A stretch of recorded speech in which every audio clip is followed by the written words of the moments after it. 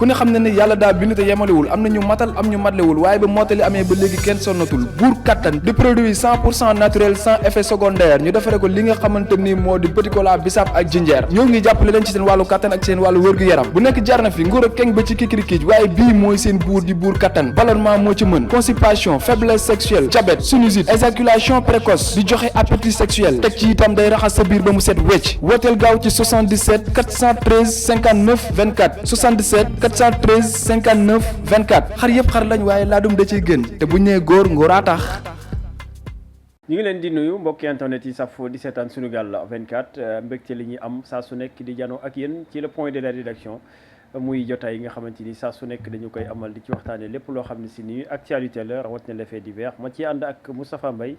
dama koy bàyyi mu daal di nuyoo ñu soog a jàll ci waxtaan bi Moustapha noo def. maa ngi fii Cheikh Mahfous maa ngi lay nuyu di nuyu ñëpp ñi nga xam ne dañuy faral di ànd ak ñun si suñu émission bi di le point de la rédaction di leen ziar ci ajjuma ji di nuyu El Hadj Mansour Dramé mi nekk ci technique bi tey. ayca da wàllum politique la ñu koy dooree ak ndaje bi nga xamante ni dox na ci diggante coalition Yewwi Askan Wi ak coalition Wallu Sénégal ñaari coalition yi nag boole seen doole ngir mën a dem ci élection législative yi nga xam ne si ni moom la ñuy dëtmal conférence de presse la ñu def tey jàkkaarloo ak ñi nga xamante ni ñoom ñooy taskatu xibaar yi ñoom nag ñëwaat nañ ci seen ànd boobu lu ko waral ak naka lañ ci demee ci fi nga xamante ni moom moo di département yi donc wax nañ également ci seen jafe-jafe liste yi nga xamante ni donc ma nga ca conseil constitutionnel mu war cee addu tey jii lu ko gën a yàgg tey jii dina ci indi ay leeral ci ñaari liste yooyu nga xamante ni moom moo di liste Benno Bokk Yaakaar ak liste Yewwi Askan bi ñoom nag ñu yëkkati kaddu ñoom ñëpp wax nañ ci ne liste boobee dafa war a jàll waaye liste bi nga xamante ni liste Benno Bokk Yaakaar la warul jàll ndax respecté wul déjà li nga xamante ni moom moo di parité bi Ousmane Sonko yàq na lu mel ne xamee ki nga xamante ni moom moo di Macky Sall ay dem boo tamit jël na fa kaddu Déthié Fall mi nga xamante ni moom mooy mandataire national ka yëkkati ne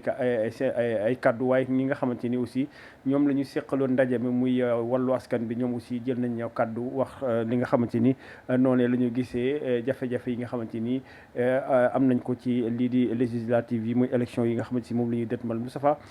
naka nga jàngate déjà sortie bi nga xamante ni def nañ ko ñaari coalition yi nga xamante ni boole nañ seen doole depuis ñu booloo nag ba léegi ñu ngi soog a am ndaje mu ni mel noo ko jàngate waaw man damay jàpp ne sax ndaje bu ñu yéex a tenir la parce que waroon nañ ko amal pour man lu jiitu woon lii bañ ko defee rek ba déposer liste yi sa ëllëg sa lañ waroon pour man wala quelques jours après ci lañ waroon génn expliquer Sénégalais ak si ñi nga xam ne seen ay militants lañ xamal leen lan moo ko sooke ak naka la ànd bi demee gën a joxe explication mais mieux vaut tard que jamais gis nañ ne def nañ ko tey ñu indi explication ñu bëri nga xamante ne bon après au fil du temps gis nañ ne bi mbir mi doon avancé ku nekk amoon na benn compréhension bu mu am ci mbir mi xam ne ci au niveau départemental la ci département yi la waaye bu weesoo liste nationale bi ku nekk rek foo dem di nga fa fekk benn liste boo xamante ne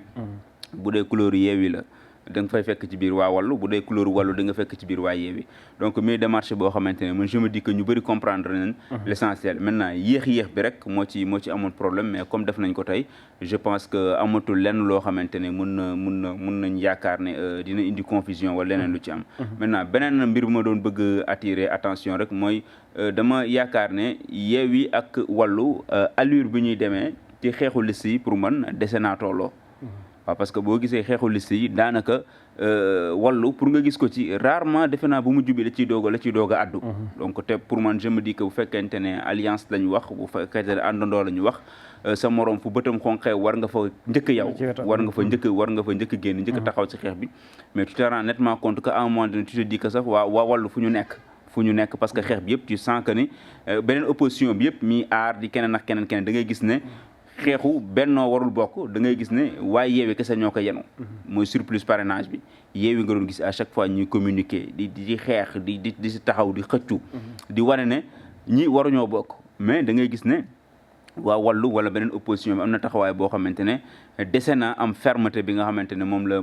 la Yewwi am loolu moo tax ma ne ñaari coalition yi loo xamante ne kii taxawaayu dafa taxawaay boo xamante ne moo gën a dëgër taxaw si ay jambam këri taxawaayam moo gën a xaw a def ni et puis figure yi si nekk du ñu benn parce que ñee seen tête de liste nekku fi ça se comprend Abdoulaye Wade lañ jiitat Abdoulaye Wade mënul campagne jamono ji ñële seen tête de liste ki nga xamante ne mooy président conférence des leaders mënul bokk muy Khalifa Sall dafa am leen demlante ak yoon Ousmane Sonko moo jiite tête de liste bi mi ngi woon taxaw moo tax je me dis que ànd la boo xamante ne ñaar ñu àndandoo lañ comme ni ma ko doon waxee la dernière fois rek mais ci côté détermination Yewwi nga koy gën a gisee moo tax tamit dañuy gën a comprendre ne ànd bi bu ci Yewwi di gagné tamit Wallu moo ci gën a gis boppam parce que jamono ji mën naa ne bu fekkonte ne ci pente lañ nekk Wallu dafay wàcc te Yewwi dafa doon yéeg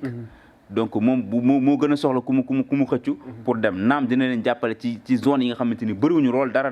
waaye ñële da ngay jël fu mel ni Géejawaay ñaar député kese lañ soxla Ahmed Aïdara ñu toftal ci moom kenn koo xamante ne Wallu la nekk te daanaka bi muy dem ci local Ahmed Aïdara moo gagné lépp Wallu lu mu fa defoon dara donc foofu ñoom au moins am nañ benn chance boo xamante ne seen candidat boobu bu demoon ñox combat bi entre Yewwi la ak waa Benno mais du Yewwi ak waa Wallu d'accord dina am ay voix yu mu ko dolli fee ne mais da nga gis ne ñoom ñoo ci gën a gagné parce que au moins dinañ am benn député de plus boo xamante ne après voilà seen avantage lay doon waaye leneen loo xam ne si nii ni ñu waxee gëm nañ ko muy am majorité à l'Assemblée nationale ba nga xamante ni taxawaay bi ñu fa nar a am mooy fexe ba lépp loo xam ne si ni loi yoo xam ne si ni dafay nasaxal Sénégal ñu fexe ba génne ko foofu ci Assemblée nationale noonu lañ ko waxee mais est-ce que jàpp nga ne loolu dina yomb muy majorité maanaam lii di cohabitation bi nga xam ne si ni dañu koy wax tout le temps est-ce que loolu dina mën a nekk te ñoom d'après ni ñu waxee lu ñu gëm la non man yaakaaruma ko bu amee de miracle lay doon ci man cohabitation c'est-à-dire bokk na ci lu tax li ñu Déthié Fall waxee bokk na ci lu tax ñu ànd ak Wallu waaw loolu mooy objectif bi waaw loolu mooy objectif pour mettre les bouchées doubles pour mën a gagner mais loolu si am dafa am benn contexte boo xamante ne moo koy wane te su fekkonte ne opposition bi nangu nañ def benn bloc au moins dinañ wàññi ay chance ñi nga xamante ne ñooy waa Benno dinañ wàññi ay chance yu Benno mais opposition boo xoolee daanaka dañoo divisé wu ñi ngi naan Yewwi ak Wallu mais Yewwi ak Wallu ñi ngi ànd mais est-ce que bu ñu demee Assemblée nationale danañ fa àndaat loolu tamit beneen question bu ñuy posé la mën nañ àndandoo fal ay député ñu dem ba foofu ànd ñoom tamit ñun dañuy am seen groupe parlementaire beneen jafe-jafe dina fa taxawaat ci biir assemblée parce que confiance sax dafa des ci diggante Yewwi ak Wallu nañu waxante dëgg confiance sax dafa desee am parce que ñoom am na ci ñoom ñu bëri ñu gëm ne waa Yewwi waa Wallu ñii nii desee na ñi ngi saafonte ak nguur gi ba tey am na ci ñoom ñoo xam ne dañoo desee gëm sincérité waa Wallu parce que dañoo jàpp ne détermination bi ñu war a am ci terrain bi xeex bi ñu war a xeex bi Yewwi di xeex daanaka doo ci gis Wallu c'est-à-dire ils n'ont pas les mêmes combats ñee seen xeex yëpp lenn la mooy na Karim Wade dellu si bokkaat ñee seen xeex yëpp mooy na Macky Sall jóge ci réew mi kon ñaar ñooñu mu dëgg la mën nañoo ànd parce que ñoo bokk Macky Sall bi mais objectif yi dese naa doon benn waaw moo tax man seen àndandoo bi naam am na mais damay xalaat ëllëg jafe-jafe amaat bu ñu demee biir Assemblée nationale ndax du am ñoo xamante ne ce qui est sûr li amoon ci maire du amaat fële parce que ñu xam nañ bu ñu commencé defar groupe yi après tractation day am ci biir couloir yi am na ñoo xam dañuy fexe ba baab leen pour ñu dem rejoindre beneen groupe bi ay ñu ngi fàttalu ko daaw ñu dem ba ci biir xaaju guddi ñu naan yéen député yi parce que kenn rek dañ koy bëgg xëcc pour ngeen bañ am groupe parlementaire tey ji bu nee 15 la ñu fexe def tout ba fexe ba néewal leen doole pour ñi bañ am groupe parlementaire da leen di jaral ñu dem fekk député yoo xam ne yéen a leen fal ñoo leen dem leen ngeen bokk ci non inscrit mais bu leen bokk ci groupe parlementaire ba bu leen bokki fële sinon kon dañuy matal nombre bi pour mën a am def donc moo tax ma jàpp ne ànd la boo xamante ne d'accord dina leen jox force dina leen jox doole mais allant jusqu'à avoir la majorité absolue une écrasante majorité à l'Assemblée nationale ça je ne pense que ça ne sera pas facile parce qu'il ne faut jamais dire jamais en politique mais du doon lu yomb surtout bu ñu gisee contexte bi nga xam ne noonu lañ demee mu am ñoo xamante ne seen liste daanaka am na ay jafe-jafe heureusement bu Dakar bi duggaat na su fekkente ne titulaire dugg nañ affaire dina wàññeeku bu baax mais daal boo gisee Benno ni nga xamante ne noonu lañ abordé élection yi daanaka division bëri amu fa division bi côté opposition nga ko gën a gisee te dama yaakaaroon ñoom ñoo ko su gënoon soxla unité bi parce que ñëpp ñu ngi doon xalaat ne après publication liste yi Benno dina tasaaroo mais comme président Macky Sall en fin tacticien dafa retenir li nga xamante ne mooy dafa retardé premier ministre bi ak gouvernement bi toog di xaar donc ce qui veut dire que képp ku mer tamit doo génn yuuxu parce que boo yuuxoo di nga ne kon peut-être am na lu ma doon dencal ci gouvernement bi mënuma dem parce que bu ñu defee remaniement après gis ay poste direction yu bëri kii dina jóge fii kii dem fële kii dem fii kii jóge fële loolu lépp nag da nga naan su ma teelee yuuxu mën naa yàqal sam bopp loolu moo tax ma jàpp ne ñu am na ñu bëri dañuy retenir seen suuful toog di xaar lendemain élection et puis mouiller le maillot parce que dañaan su ma ko deful tamit ëllëg président mën na ne su ngeen ñàkkee gox boobu laay boole sanctionné ñi suñ gagné yéen ñëpp laay boole récompensé kenn xamul lan moo nekk ci suuf loolu moo tax opposition division bi nga xamante ne opposition bi am nañ ko musiba lay doon ci ñoom ñi nag bu ñu defee benn bloc ñu leen di ëpp chance pour am li nga xamante ne mooy majorité bi à l'Assemblée nationale. seen jafe-jafe yi liste yi aussi wax nañ ci addu nañ nag artu nañ ki nga xamante ni moom moo di Macky Sall ndax ñoom li ñu jàpp mooy Macky Sall bëggul liste Yewwi Askan boobu jàll nga xamante ni Ousmane Sonko moom mooy tête de liste Aïssatou Mbodj muy Aïda Mbodj topp ci donc mu nekk benn liste boo xam ne si nii ñoom jàpp nañ ni Macky Sall tête yi fa nekk maanaam ñi nga xamante ni tey ñoom ñoo ŋànk liste boobu bëggul ñu dem fi nga xamante ni moom mooy assemblée nationale waxoon nañ ko fi mais Aïda Mbodj sax waxaat na ko nee na boobu liste kenn xalaatul mu bañ a bokk ci li nga xamante ni moom moo di jongante bi. waaw liste Yewwi bi bu ñu ko écarté je pense que dañuy nekk victime d'injustice titulaire bu ñu ko écarté man pour man damay gëm ne man dañuy subir su boobaa injustice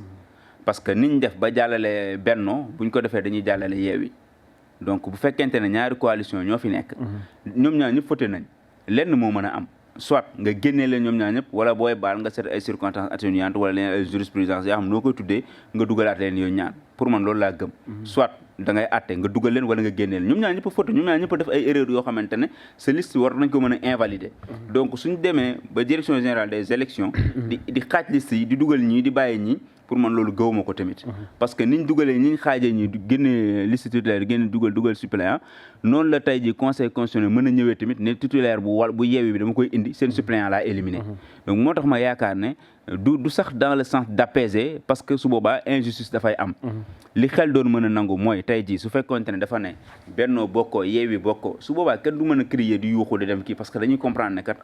dafa sukkandiku ci yoon am fu mu ko teg dàqale ñoom ñaar ñëpp mais dugal kii ay titulaire am kële nga ne ko c'est suppléant ñooy football je pense que loolu injustice la boo xamante ne soxlawul sax ñuy delluwaat ñuy dellusiwaat si article yi nga xamante ni yu bëri violé na ko ak yi nga xamante ni ñu bëri d'accord uñ ci interprétation ak fi mu sukkandiku pour dàq ko nga xam ne ñu mel ni ay expert électoral yu bëri dañ koy ŋàññi jàpp nañ ne je pense que li mu def war nañ ko mën a jooyanti et man dama gëm ne suñ de bëggee mbir mi apaiser suñ bëggee mbir mi jaar yoon ñu yemale doole yëpp duñu dugal seen titulaire nañ leen seen suppléant nañ dem parce que ñoom fi ñu jaar bu dugal seen titulaire bu ñu defoon logique pour logique rek titulaire ba suppléant yëpp ay génn ci biti ñële tamit titulaire suppléant ñu boole génne ci biti kon boo dugalee seen titulaire bàyyi ñële tamit seen titulaire du ngeen dem jongante ji je pense que loolu la xel mën a nangu seen ndaje moom nga xamante ni jàppoon nañ ko vendredi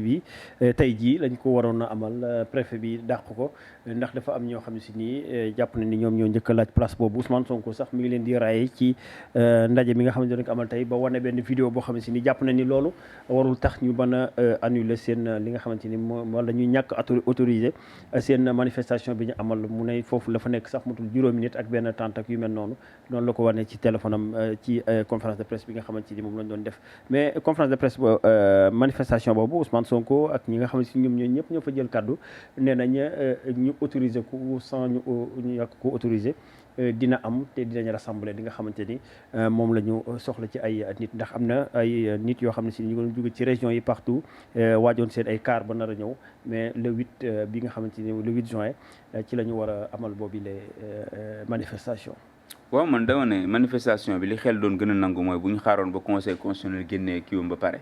su boobaa dinañ ci dem ak ni nga xamante ne dañuy xam ne dañuy manifester ji pour wax ji leen metti mais actuellement bu leen conseil constitutionnel rétablir dugalaat réhabiliter leen c'est-à-dire mu delloo leen seen liste titulaire je ne vois plus ban raison la ñuy am pour dem manifester ji est-ce que duñ ko annuler sax su boobaa mais su fekkente ne tey ji conseil constitutionnel dafa dëggal li nga xamante ne moom le ministère de l'intérieur def là dañuy am raison ñu dem manifester c'est une façon de prendre les devants mais yaakaar naa ne man li xel doon gën a nangu wala li doon gën a dal mooy ñu ne actuellement ñi ngi déglu conseil constitutionnel lépp loo xamante ne dem na ci loo xamante dañoo jàpp ne suñu ay droit suñu ak ay jëlef dañ ko salfaañe dinañ génn manifester dinañ def li ñuy def parce que ñëpp xam nañ ne bon tu auras 72 heures pour déposer bu déposer mën nañ déposer lundi pour jàppaat ajjuma bi mais boo ko defee jour ouvrable tamit peut-être mën nga am problème mobilisation beeg yooyu parce que ñu bëri si ñi nga xam ne dañuy bëgg ñëw ñeneen dañuy dem liggéeyi dina doon waxtu woo xamante ne mën na la indil jafe-jafe ci côté mobilisation bi moo tax ma jàpp na rek mooy mercredi bi parce que manifester jour ouvrable nit ñi vendredi rek lañ ci xam parce que dafay fekk mu doon début week-end bi surtout ñu bëri après 12 heures buñ julli jee rek daanaka ci li ñuy jël seen week-end donc boo ko defee mercredi après mën nga am jafe-jafe boobu et puis su fekkente ne amul benn contenu bi boo moytu li nga bëggoon mobiliser doo ko mobiliser wala nit ñi sax duñu génn wuy si leen parce que dañ naan amatul lu ñuy xëccoo parce que ñoom coow li lépp seen liste titulaire buñ ko dellu si waate ñoom seen suppléant buñ ko annulé sax mais wax ji buñ dugalaatoon seen titulaire ñu noppi man wax ji loolu laa gëm wax ji yëpp bu fekkoon ne tey ji conseil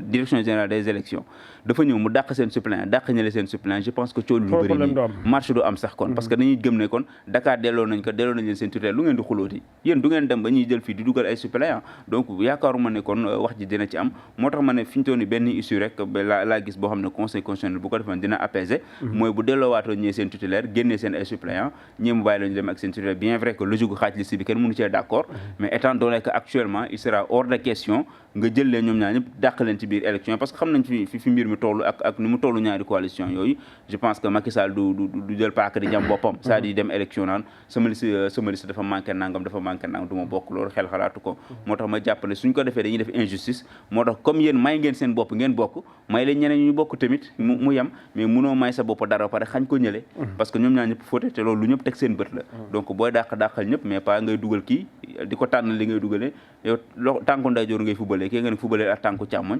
je pense que c'est un peu contradictoire ba tax na en tout cas ñi ngi xaar décision bu conseil constitutionnel ci wàllu woowee nga xamante ni moom moo di mbirum liste yi war a jongante ci législative yi le 31 juillet bi ñu xam ne si ni ci la ñu dëtmal waaye tamit ci élection yi la ñuy des ba léegi ci investiture yi Benno Bokk Yaakaar publier nañ seen liste yi et donc mu bëri surprise nag ndax ñi nga xamante ni ñoom ñooy ay alliés yu Macky Sall ku ci mel ne PS ak AFP ñoom gis nañ ni dañ leen a lésé bu baax a baax ci investiture yi waaye nag ba léegi coow amul lépp nga ànd ak dal ki nga xamante ni moom moo di maire nekkoon maire Kaffrine muy Abdoulaye Wilane voilà Abdoulaye Wilane moom bi mu génnee nee na ni ñu def donc jaarul yoon waaye nag bon mënuñu si dara en tout cas ànd nañ ci li nga xamante ni moom le président Macky Sall def mais Aminata Mbengue Ndiaye aussi gis nañ ni deful benn pression bi pour que ay ñooñam ñi nga xamante ni ñoom bokk ci APS ñu mën leen a teg ci position yoo xam si ni position yu baax la mu mel que ni foofu aussi am na problème mais amul coow. waaw am na problème mais dañoo sañ te yuuxu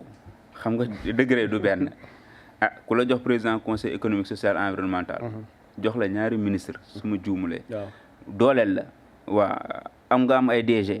mu am ñoo xam ne am nga ne ay poste kooku bu ngeen di yuuxee à la minute qui suit mën na leen rocc yéen ñëpp ngeen dem toogi ji nale après bu ngeen génne fu ngeen jëm te yooyu ëpp doole député te yooyu ëpp doole mais déjà Wilane nga xam ne moo yoroon Kaffrine léegi Abdoulaye Seydou Sow moo fa nekk Wilane ñëpp ko ci président conseil départemental bi ñëpp xam nañ entre maire ak président conseil maire bi moo gën a am moom la nit ñi gën a gis moo gën a fis moo gën a am visibilité politique Aminata Mbengue Ndiaye Louga on parle plus d'elle boo jógee ci moom bëri na ñoo daanaka force bi nga xamante ne parti socialiste moom la desee waa taxaw ñoo ko yor jamono ji te waa taxaw ñoom ñoo yor Dakar ñoom ñoo sonal président Macky Sall kon tey ji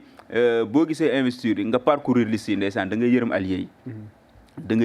yi parce que amul benn cër boo xamante ne jox nañu ko ñu am doole boo ko comparé par rapport à élection yi xam ne moom lañ génnoon 2017 da ngay comprendre ne kon entre temps mbir mi changé na te buñ demaatoon bay defar gouvernement ci ngay xam liñ la wax nii quota yi ñu am noonu ñëpp dinañ ko wàññi ci biir gouvernement bi parce que dafay gis ne njariñ bañ ko amaloon amatuñ ko parce que booy ànd ak nit ki mi pesé 100 nga dem ba ci biir mi pesé 50 soo ko doon jox dépense kat 5000 francs di nga commencé jox juróomi téeméer parce que di nga xamante ne kii kat doole ga mu amoon amatu ko foofu nag lañ toll ak président Macky Sall fi ñu toll nii alliés yi nekkatuñ menace ci ñoom mën na leen a faxas suba te duñ ko wàññeel dara parce que réew mi la mu amoon ci doole mi Thiès ñàkk na ko parti socialiste mënuma limal juróomi département wala ñetti département ne parti socialiste moo ko moom amatul donc fépp fu ñu am c'est parce que dañuy sukkandiku Macky réussir na benn politique boo xam ne fépp fu benn ponte socialiste nekkoon am na ku mu la toftal boo xamante ne daanaka mën na la wàccee wala mu xeexa yow ba jël sa place bu weesoo Dakar bi nga xamante ne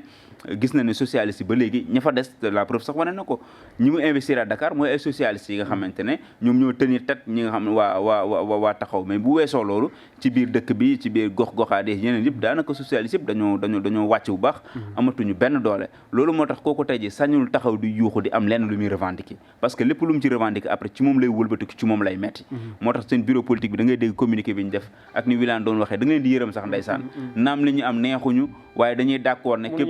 dañuy gëm ne waa képp ku ñu investir rek militant parti socialiste nga képp ku nekk Benno Bokk Yaakaar parti socialiste nga rek daal di ubbi fital bi commencé tirer ci opposant yi dëkk bi du ñu nangu ko def nangam duñu nangu mu leer ne le après nga dégg ci suuf ñeneen ñi naan changer débat bi complètement changer débat bi tourné ko waaw parce que boobu yaa ngi wax waaye nag naan ay bu ko président interprété neen du baax si ñun de parce que yéen a ngi sóor am na leneen loo xamante ne actuellement PS sous perfusion la nekk parce que APR wala Benno la mooy perfuser PS fi ñu toll nii bu roccee perfusion bi rek dafay cadavre loolu mooy dëgg gi. léegi nag parti boobu ak réew mi nga xam dafa ñëw récemment te moom moo gën a ñàkk chance ci mbir mi parce que réew mi dafa ñëw ñu dem ci élection mu ñàkk base am te fi ñu toll nii élection yi ñoom ñu test la waat de réew mi bu xalangawaatee Thiès bii nii mburox soow bu moytul waa ji siy def suuf ba pare doom këppi ko si mbalit ma daal di xool beneen yoon bi muy jël non dafay xam ne amul benn njëriñ parce que général de Gaulle wax na ko les états n'ont pas d'amis ils n'ont que des intérêts mais l'homme politique aussi n'a pas d'amis il n'a que des intérêts noonu la demee Macky Sall kum ci ànd day gis ne kii lan la ko mën a indil politiquement lu mu koy apporter gis nga ko ci élection bu élection jógee day am récompense am ñoo xam daf leen di sanctionner donc loolu nag pour man moo tax alliés yi nga xam ne Benno Bokk Yaakaar la ñu nekk kuñ ci doon dóor yet sax doo mën a boo yuuxu rek ngay wax waaye doo yuuxu mu jëm kaw parce que boo yuuxoo mu jëm kaw awoon na jafe-jafe mën naa wàcc sa kaw te lii gën a metti nag mooy mu ngi ci kanam parce que élection yi bu ñu ko ñàkkee moom bu ñu ñàkkee ñoom ñi nga xam ne dañ leen teg ci ay gox yu stratégique bu ñu ñàkkee après seen ëllëg ak seen ànd ci biir Benno Bokk Yaakaar mën na gën a metti parce que da nga ñëw mu séddale benn ministre wala nga ñëw benn ministre bi nga xamoon mu nangu ko après doo ci mën dara élection yi dafay am remaniement bi am wala bu leen di jox ay ministère la yoo xamante ne daanaka mooy loolu wala ay ministre conseil ngeen di mujjee ay ministre sans portefeuille yoo xamante ne di nga xamante ne daanaka amoo doole parce que gis nañ ñi nga xamante ne allié lañ te amuñu doole parti yu si meloon ni PIT parti yu meloon ni LD ñoom ñu ay benn ministre leen doon ñamal ñenn ñi ay DG leen di ñamal ñenn ñi ay PCA leen di ñamal su ko defee doo am dimension ak yenn parti yu am doole yi nga xam ne ñoo ko ëmboon loolu moo tax ma jàpp ne frustration am na waaye ñemew ñoo wax réew mi kan ngeen koo frustré jamono ji mais déggoo la ñu pipé moo Idi sax moom dafa disparaître comme mais liñ leen def Thiès ñëpp gis nañ ko liñ doon yaakaar Yankhoba Diattara moom fa amoon kenn boole ko ci liste yi ba di loon benn ak xaw ma ñaar lañ ñam ci ñoom bennoo daal dugal ñeen te ñëpp yaakaaroon mu dugal ay pont ak ñoo xamante Augustin Tine la def mu jiite xeex bi koo xamante ne mag la et puis ñëpp yaakaaroon ne ñeneen ñooy dem au moment où ñu doon commencé xalaat ay Habib Niang di xalaat ñeneen ñoo xam ne mënoon nañ génn mu génnee feneen te kenn ñemewul kaas kenn ñemewul pipé moo ce qui veut dire que ni donc voilà même su fekkente ne ànd nañ ci choix bi nga xam ne def nañ ko doon nañ xaar nag gis yeneen figure yu gën a am doon ñëw taxaw pourquoi pas Idriss Seck wàcc dem xeex récupérer liñ nangu ci moom wala Yankhoba Diattara dem récupérer nga xam nangu nañ ko ci moom mais déjà da ngay comprendre ne daal peut-être dem nañ xeex ji mais li si kanam daal xam naa ne mooy déterminer mooy gën a déterminer ànd bi ñuy ànd en tout cas li ci mënti am loolu mooy li nga xamante ni mooy situation bi am ci Benno Bokk Yaakaar ginnaaw publication liste yi nga xamante ni ñoom war a dem ci député dem assemblée nationale ak sortie bi nga xamante ni aussi ba Yewwi Askan bi amoon na ko ak Wallu Sénégal donc muy première sortie boo xam ne si ni entre ñaari coalition yi nga xamante ni ñu boole seen doole ngir mën a dem ci élection législative yi Moustapha ma bàyyi la rek nga daal di def sa mot de la fin. waaw sama mot de la fin dama lay jaajëfal ñëpp ñi nga xam ne dañuy faral di ànd ak ñu duñu suivre suñu émission bi di leen jox rendez-vous suba incha allah. jaajëfal la Moustapha jaajëfal Mansour Dramé moo nekk ci wàllum réalisation bi ak technique bi yéen ñi nga xamante ni également tous les jours yéen a ñuy topp ci le point de la rédaction di leen wax ngeen di wéy di ñuy topp ci suñu plateforme digitale yi Facebook YouTube wala application Sunugal 24 ngeen mën ko am ci seen téléphone jaaree ko ci Play Store di leen jox dig daje ba suba incha allah.